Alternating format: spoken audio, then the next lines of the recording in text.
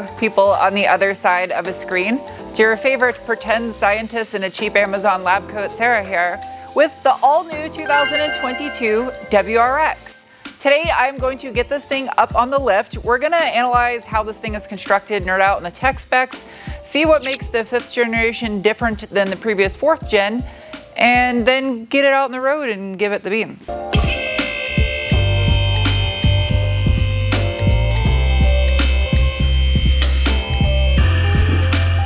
And that right there is the rear bumper that gave so many people on the internet grief because it's not painted. Global market car has a provision for a rear fog light. It wouldn't be a WRX if its styling wasn't hated when it first came out. 10 years from now, everyone's gonna love this thing.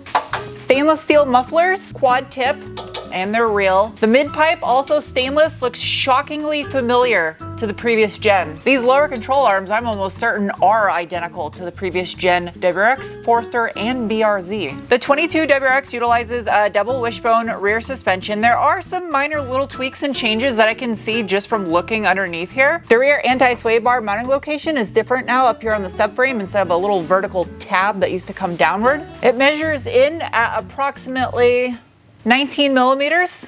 I think that's about the same. Unfortunately, the adaptive dampers from the GT spec are not available on a 6-speed manual car. The rear diff, still a R160 viscous type unit. I believe this is exactly the same as the previous gen WRX. Finned aluminum diff cover. You can tell by the way that it is. This all-new VB Victor Bravo chassis WRX is only available as a sedan in the United States, and this limited trim weighs in at 3,390 pounds, kind of in the middle of the model lineup, with the base model being just over 3,200 pounds. Plastic undercladding, and then it goes to the hairy cardboard nonsense. It's got hieroglyphics on it. Got a 2-piece drive shaft. Other piece is up above this heat shield. Little center carrier bearing. And this is where the exhaust system starts to have major changes. It pretty much is unrecognizable from the FA20 powered WRXs once you get up here by the cat.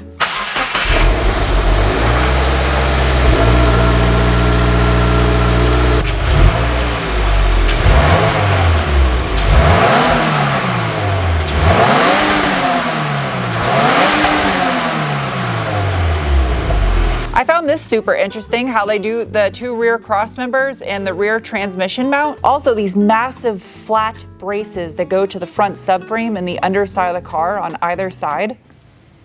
Hello.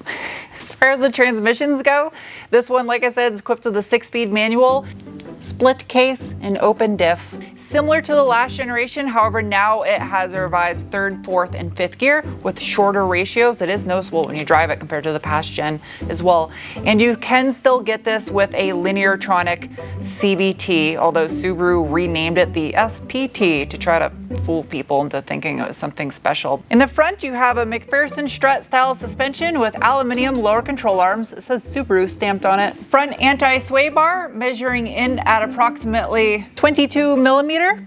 Got a little bit of a steel skid plate right here protecting the exhaust manifold. You can see a bit of the oil pan right there. Downpipe is completely exposed. It's got some actual functional ducting right here for cooling.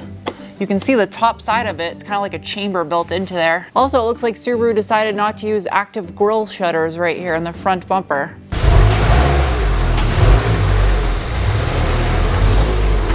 Time for that braking test. No one behind me. Ready? Woo! Woo!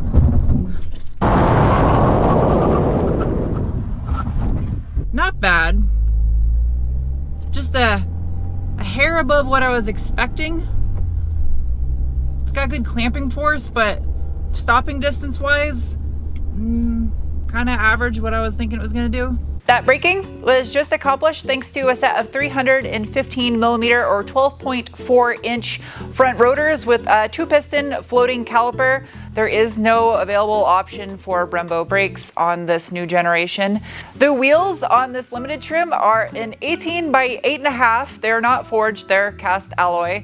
And they're wrapped in a set of 245/40 Dunlop Sport Max GT 600 Alpha tires. Out back, you have a 11.4 inch or 290 millimeter rear rotor with a single pot caliper. However, the EyeSight equipped models have a larger 11.8 inch or 300 millimeter rear rotor. So that's a cheap, easy upgrade from the factory if you got a 6-speed manual non-EyeSight equipped car and you want to put bigger brakes in the rear. Parts bin. As far as the wheel and tire goes, it's the same as up front.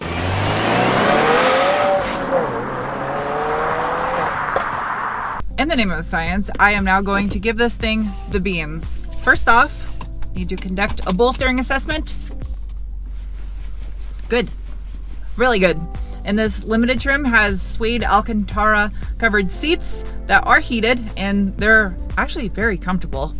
I like these seats. You can get Recaros on the GT trim also, but again, you can only get the CVT with the GT. As far as drive modes go, there are none. This does not have SI drive, which many people are familiar with in Subaru products. I do have traction control that I can put into track mode by pressing it once or hold it down and it fully defeats it.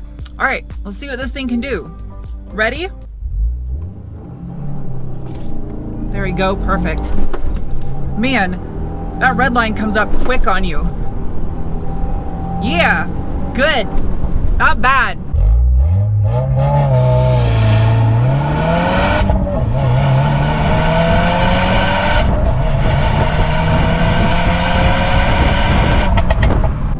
On paper, it's not as quick as the previous one, but it still feels strong. Hood struts, good job, Subaru. That is impressive how much that hood actually opens. It gives you tons of room to work on. Under the hood of the all-new WRX is the FA24F, which is a 2.4 liter direct injected turbocharged all aluminum dual overhead cam horizontally opposed 4-cylinder that produces 271 horsepower at 5,600 RPM and 258 pound-feet of torque from 2,000 to 5,200 RPM. Just at a close glance, one of the new features I appreciate the most is the fact that the intercooler now has plastic end tanks, which should greatly reduce heat soak considering it's sitting directly above this flat 4 engine. Also, the throttle body, that looks kind of different now. And the plastic intake manifold's got these little ridges on there. The charge pipe over here looks very familiar compared to the Outback and Legacy XT.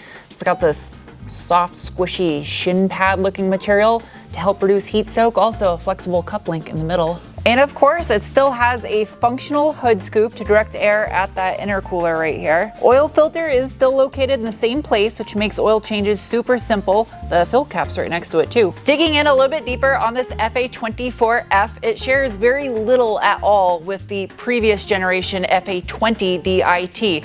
This one has a 94 by 86 millimeter bore and stroke, up from 86 by 86, a 10.6:1 compression ratio. It still has almost the same turbo. It's still a twin scroll with an equal length manifold, which you saw earlier from under the car. The turbo sits just right here in front of the engine. It is the Garrett MGT22, although there's a slight variation in the part number of this turbo in the previous generation's turbo. This runs at a peak 12 PSI, which is almost half of the FA20, so it hardly needs any boost to make more power than the previous gen, albeit just a little bit more power, but it has a much more broad torque curve. All right, let's take this thing for a rip.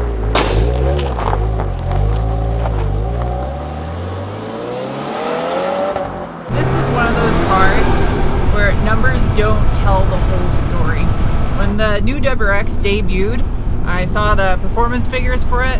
I was a little bit disappointed. Like, oh, it's barely any more horsepower than the last generation, and it's heavy.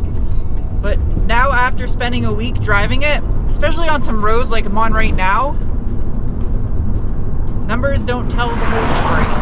I see what Subaru did here. They made the actual driving experience of the car better. They didn't just focus on numbers and try to get more horsepower and better 0 to 60 times.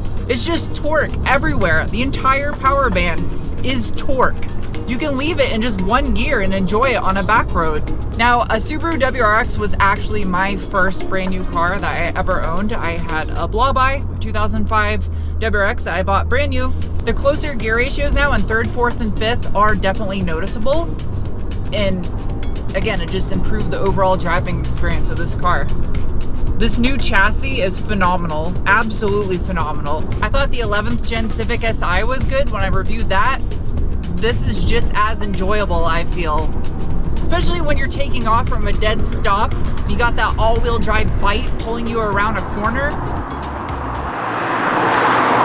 The exterior styling is what caused the most controversy of this car when it first debuted. People didn't like the fact that it had all the black plastic cladding around the lower half of it. And to me, it made sense because when I think of Subarus from the 80s and the early 90s, they were machines. They were all-weather, all-road capable machines. And that's what I think of when I think of a WRX still, a rally car.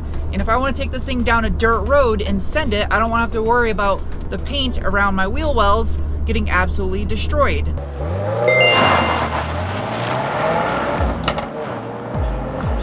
You didn't think I was gonna say that and not actually take it on a dirt road, did you? Of course, I'm going to at least try this on a dirt road. Although I have to say, this 18-inch wheel and 40 series tire is not well suited to these conditions. It's kind of like if you put rain boots on a mountain lion and then let it go in the wild. I mean, yeah, it would still run. It would just look ridiculous in the process. It's still capable of it. That's like this thing right now. I'm getting just a slight little taste in the smooth parts. You can feel that torque and center diff gives a perfect 50-50 distribution. The CVT equipped cars are actually a little bit rear biased. Doesn't have that DC-CD though like you get in the STI where you can control it yourself, but still. The infotainment system in here I feel is why a lot of people are going to turn their nose up at the base model, just because the base model head unit, I don't know, it's functional. The Harman Kardon sound system in the limited model is on point. The steering wheel feels pretty good. I don't really care for the fake carbon on it though. Rip It e-brake. Love that it still has one. Faux carbon fiber. Pass. Love these floor mats. This is the first car I've ever seen with a plastic rear deck lid, and I actually kind of like that because having fabric up here, unless your windows are tinted, it will fade super quick. It's definitely no Lavorg or WRX Sport Wagon, which we don't get here in America, but the back seat's not bad. My knees don't touch the seat at all, and it's where I had it when I was driving. And my head only hits right here on the very side. As far as the trunk goes, oh yeah, plenty of room back there. I'd still take a hatchback over a sedan any day though. Which leads me to my last point, the death of the STI, which I feel was too early. They should have given us an STI of this generation because this is probably the last generation of a real WRX. And this platform is so good, it deserves an STI variant. Honestly, I don't really have much desire for an electric STI. I have nothing against electric cars. I've driven some that are great, but that's not what I'm looking for when I buy a Subaru WRX. That's like breaking up with your girlfriend for an anime pillow. Sure, it might be quieter, but it's not gonna feel the same.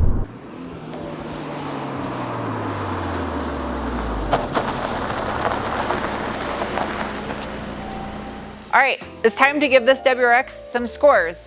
Now, if you've never seen my reviews before, I have multiple categories on a 1 to 5 scale, 1 being the worst, the least horrible, 5 being the greatest, the easiest, the best. And it starts out with the bean score, which I have to be outside to assess that. So take it away, outdoor Sarah. It's getting a rating of 1.95 beans. Next is the cookie score. It's assessment of value, and this limited trim at just over $37,000 is getting a rating of, my personal advice to you, go for the base model 6-speed manual, because at 30 grand, I feel that's a steal, and you can always customize it yourself. Next is the mechanic score. It's assessment of how much of an ass pain something would be to work on, 1 being terrible, 5 being easy, and this is getting a rating of, I gotta stop swinging this thing so hard. Lastly is the penguin score. It's assessment on how much I personally like a vehicle, and this all-new 5th gen WRX is getting a rating of, oh my god, I lost a finger. Oh, please hold. It's good. I'm gonna have to put some glue in there though.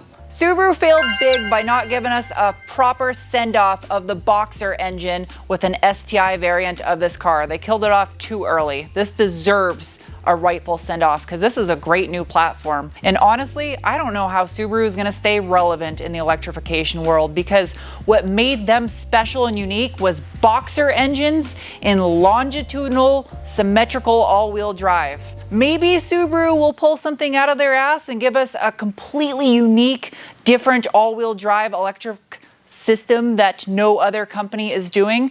I would love to see that. Personally, I think it'd be neat to have 4 electric motors, one on each wheel.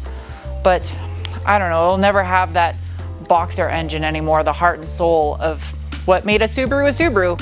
Anyway, I hope you guys enjoyed this review, and I will see you soon with another. Bye!